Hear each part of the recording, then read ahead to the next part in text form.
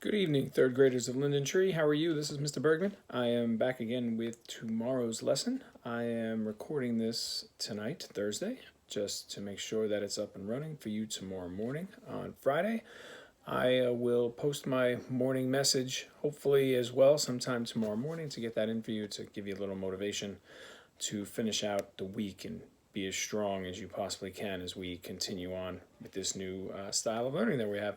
So we all hope you enjoyed our lesson that we did yesterday in terms of magnets and seeing what attracts and what doesn't attract and how you can get items to move without having them touch each other.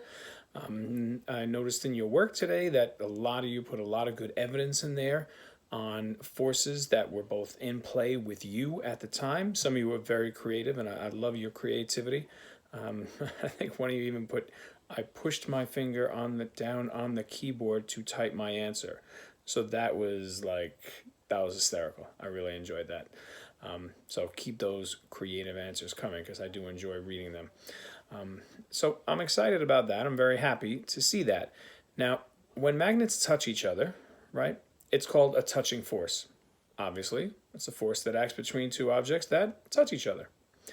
Many of the objects yesterday that we worked with were non-touching forces. For example, the spoon, the magnet, it was dancing, the paperclip, it was all going that way. Non-touching forces. Now, you showed me examples of non-touching forces. I showed you examples of touching forces. So we're all good there, right? Not everything has to physically touch in order to make it move. So now what we're going to do today is, today is going to be a catch-up kind of day, right? But I'll talk about that in my other video for you. But what I want you to do is I want you to go back and watch that video again, yesterday's video, one more time. And I want you to think about it with a different thought in your head. I want you to think about what ideas do you have about magnets and what do you already know or think that you know. And I want you to fill that in on our worksheet that I have posted in the classroom because I want to see exactly how smart you are with magnets right now. And I want you to be creative because obviously we're going to be working with magnets over the next week or so, and we'll keep that going. Okay, so that's our goal for today. On my worksheet, I want you to put in ideas that you have about magnets and what you already know or think you know about magnets. And then on the other side of the chart, because there's a nice little chart that I made for you, I want to know what questions you have about magnets. Because some of the most inquisitive students are in third grade at Linden Tree. This way I can help answer those questions. For example, I thought coins were made out of metal. How come they don't move? Why didn't the penny move? That's an interesting one. Did you try it with a quarter? Could it work? Right? Then, did the quarter move? Who knows? So we can talk about that. And then also just tell me things you noticed from yesterday's video. I want some feedback, things that you noticed. And is there anything else that you may wonder about magnets? I wonder how strong they are. I wonder, does the size of the magnet help with its strength?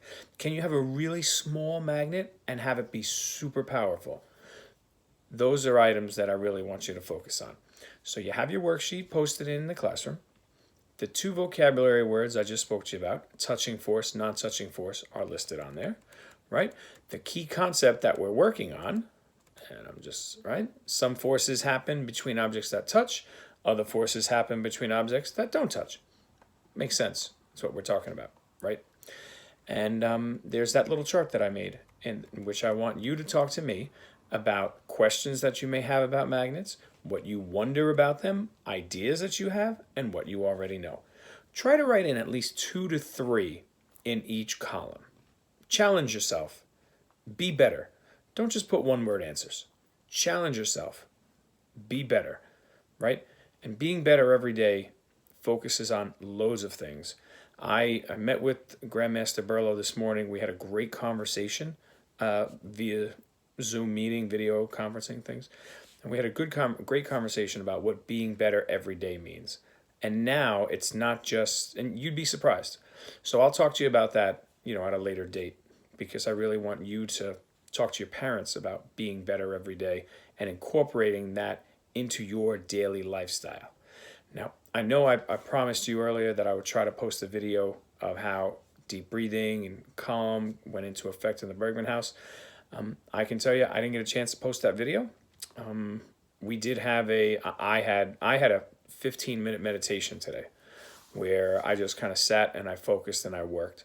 And I was able to take deep breaths and slow down, and I played some calming music in my headphones, and it really made me feel better at the end of the day after, it's sometimes things are not as easy as they should be, right?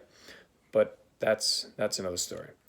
Now, the other reason why I call it a catch-up day is because I posted a video earlier and I put a message in Dojo, and it was kind of like a tutorial, which is like a how-to for using Google Classroom and how to log into, where to log in, how to get to our classroom, how to click on the assignment. You look on the announcements on the front on the stream, how to click into classwork, how to click on an assignment. You see the links that are all there, how to open an assignment, and then how to submit or turn in an assignment. Because a lot of you, I think, you may not remember exactly how to do it. And that's okay. It's been a while, maybe 2 to 3 weeks since we've done anything like that. Maybe 4 weeks since we've done anything like that. So that's okay. I scrolled through document 1 and day 1's agenda, day 2's agenda, so you could see the questions that I was talking about, so your parents could see the questions I was talking about, so you can get that all done. So those are 2 documents you need to have in. Then there's the vocabulary assignments. You need to go into vocabulary and make sure you do every single thing that I have selected for you. There was a total of 5. Many of you have done that, but you need to go in and do it. So what did I do? I showed you how to access vocabulary from Google Classroom. You use our Google login to log in. The assignments come up. You click on it. It changes color when it's done after you turn it in or you submit it. The same thing is on your Google Classwork page, right?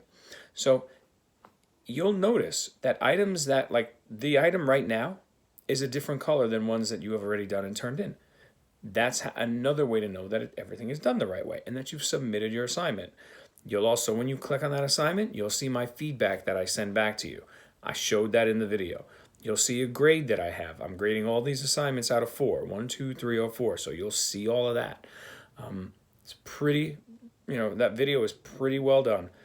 But if your parents or you are still not sure how to do that, how to log into Google Classroom, how to submit your work, I want you to make sure that you send me a message in Dojo so I can help you.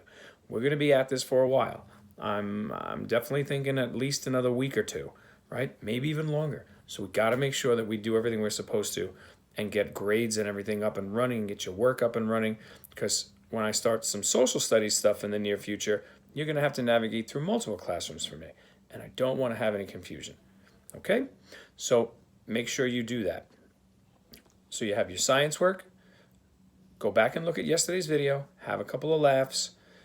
Watch that. And then tell me exactly ideas you have about magnets, things that you already know, things that you think you know, questions you may have. What do you wonder about them? Because I want to see and hear.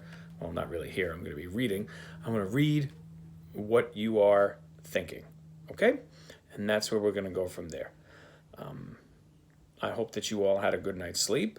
I hope that you're able to log in. I have to say, I like how you are chatting with each other a little bit.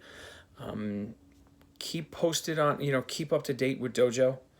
Have your parents keep up to date with Dojo. I may try to do like a live thing next week when we can all kind of come together at a certain time via one of these, not Zoom, but probably Google Meet. It's a platform on the Google Suite that we have. So I'm going to try to do that so you guys could see each other. I could actually see you and talk to you. I could make some corny jokes. I can, we can just have some fun together. You can tease me a little bit about whatever you want to tease me. You could tell me how much that you miss me and how much that you love me. And I will tell you how much I miss you and how much that I love all of you. Okay? So we're going to try to do that. But that's next week maybe, okay? So I hope you had a wonderful night's sleep, and I will talk to you soon. Bye.